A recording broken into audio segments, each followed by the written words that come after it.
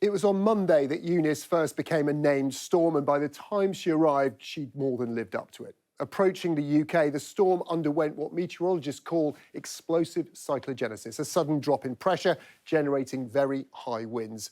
By around lunchtime here on the Isle of Wight, Eunice set a new provisional wind speed record for England, a gust of 122 miles an hour.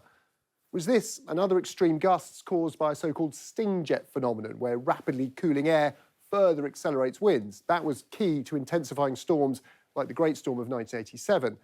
There are features in today's satellite images, like these fingers of cloud, that meteorologists think could indicate that might have occurred, but it'll take more analysis to be sure. However, meteorologists say the winds were strong enough to justify the warnings given. Even 3 days ago, before the storm even started to form, we knew there was going to be a strong storm approaching the UK. Red warnings were issued. This flooding hasn't come to pass, but there's certainly been some damaging and very dangerous winds.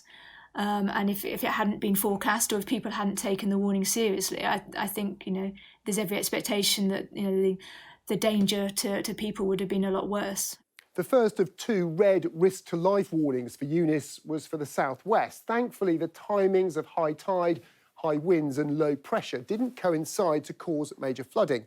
There was a storm surge. Look at the tide gauge data for Newport in South Wales. Predicted tides in red, the recorded sea level in blue, nearly 2 metres higher, but not high enough to overtop sea walls.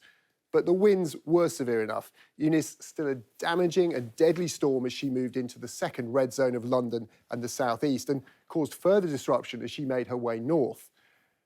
Now, Eunice is an intense storm, and much has been said about whether climate change is a contributor to that. But climate scientists say there's no evidence so far winds have become stronger or storms more frequent as the UK has warmed. But storm surges and floods from heavy rain are predicted to worsen with climate change. Eunice spared us the worst of those, but that doesn't mean we'll be so lucky next time.